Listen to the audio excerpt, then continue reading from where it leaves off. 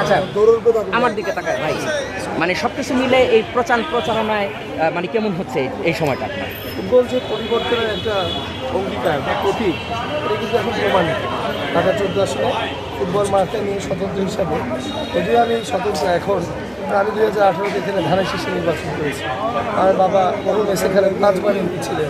আমি এলাকার পরিচিত মুখ, এলাকার প্রতিটি মানুষের সাথে অলি গলি বিধায় এই ফুটবল ঢাকা 14 আসনে পরিবর্তনের অঙ্গীকার নিয়ে এবং মিরপুরবাসীকে সাথে নিয়ে মিরপুরের সার্বজনীন সর্বস্তরের লোকের জন্য আমি তাদের প্রতিনিধি হিসাবে এখানে প্রতিনিধিত্ব। আচ্ছা, আরেকটা বিষয়, সেটা হচ্ছে আপনি কিন্তু এখন স্বতন্ত্র, এখন কিন্তু আপনি বিএনপির না বা অন্য কোনো দলের না। আপনি ভোট টানার জন্য কি কৌশল অবলম্বন? এই যে বললাম, আমি মিরপুরের সন্তান, সে মিরপুরের আমার দায়বদ্ধতা, আমার অ্যাকাউন্টেবিলিটি আর সবাই চাইতে বেশি। কেননা প্রতিদ্বন্দ্বী প্রার্থীরা তারা একদমই নতুন, তারা অন্য এলাকায় থাকেন, অন্য এলাকার ভোটার, কিন্তু আমি এখানেই জন্ম, এখানে আমার বেড়ে ওঠা। তা আমি যেহেতু এখানকার স্থানীয়, তাই এলাকার বিগত 17 বছর আন্দোলন যেমন আমি বিএনপি নেতাকর্মীর সাথে ছিলাম, এলাকাবাসীর পাশে ছিলাম, ঠিক একইভাবে এই এলাকার প্রতিটি লোক আমার সাথে পরিচিত। দীর্ঘ 5 দশক ধরে আমার বাবা, আমার পরিবার এই এলাকার আর্থসামাজিক উন্নয়নে জড়িত বিধায় আমি একমাত্র এখানে কোনো কিছু দেবার বা অঙ্গীকার নয়, সক্ষমতা আমার প্রমাণিত। তো সেই হিসেবে আমি স্থানীয় মিরপুরের সন্তান হিসেবে মিরপুরবাসী আমার কাছে তাদের সমর্থনটা বেশি পায়। আচ্ছা, আরেকটা বিষয়, আমি যতটুকু জানতে পেরেছি, আপনার বিরোধী পক্ষ যারা আছে তাদের বিষয়ে আপনার নির্বাচনী আচরণবিধির ব্যাপারে আপনার প্রশ্ন আছে, সেই বিষয়টা কতটুকু সমাধান হবে?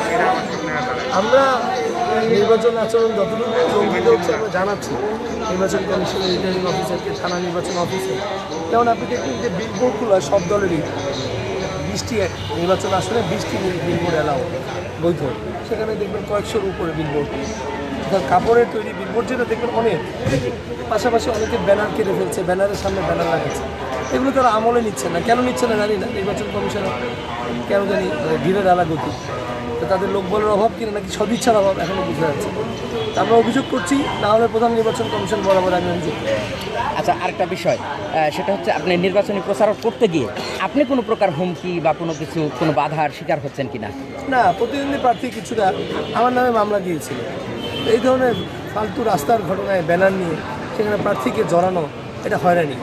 আমি বলবো যে প্রার্থীরা তাদের প্রতি শ্রদ্ধাশীল থাকা উচিত। তুচ্ছ ঘটনায় শুধু মামলা দিয়ে হয়রানি করে তো লাভ হবে না। গণসংযোগের অধিকার সবারই আছে। আপনি গণসংযোগ করবেন, প্রচার করবেন, তারপর ফলাফল জনগণ দিবে। জনগণ তাদের মতামত ভোটের মাধ্যমে প্রকাশ করবেন। আমরা প্রত্যেকেই জনগণের মতামতকে শ্রদ্ধা দেওয়া প্রদর্শন করা উচিত। আশা করি সুষ্ঠু নির্বাচনের মাধ্যমে ঢাকা 14 আসনে জনগণ তাদের কাঙ্ক্ষিত নেতৃত্ব বেছে নেবেন এবং সেটা ফুটবল। আচ্ছা, শেষ প্রশ্ন, সেটা হচ্ছে যে আওয়ামী লীগ তো পালিয়ে গেছে, কিন্তু কিছু নিরপেক্ষ তাদের রয়েছে, মানে ভোটার রয়েছে, তাদেরকে আনবার জন্য মূলত আপনি কী করছেন, কী কৌশল অবলম্বন? আমি তো শুধু আওয়ামী লীগ না, আমি যেহেতু স্বতন্ত্র, আমার কাছে সব দলই সমান। আমি জামাত ইসলামীর যারা আছেন তাদেরকেও আমি ভোট আহ্বান করছি। আমি হাত পাকা যিনি আছেন ইসলামিক শাসনতন্ত্র, লেবার পার্টি, সব দলকেই বলছি আমি লোকাল, আমি স্থানীয়। আমি যেহেতু জয়ের সম্ভাবনা আমার বেশি, তাই জয়ের পাত্রে ভোটটা দেন, ভোটটা অপচয় করবেন না। ভোট চাচ্ছি মিরপুরবাসী হিসাবে।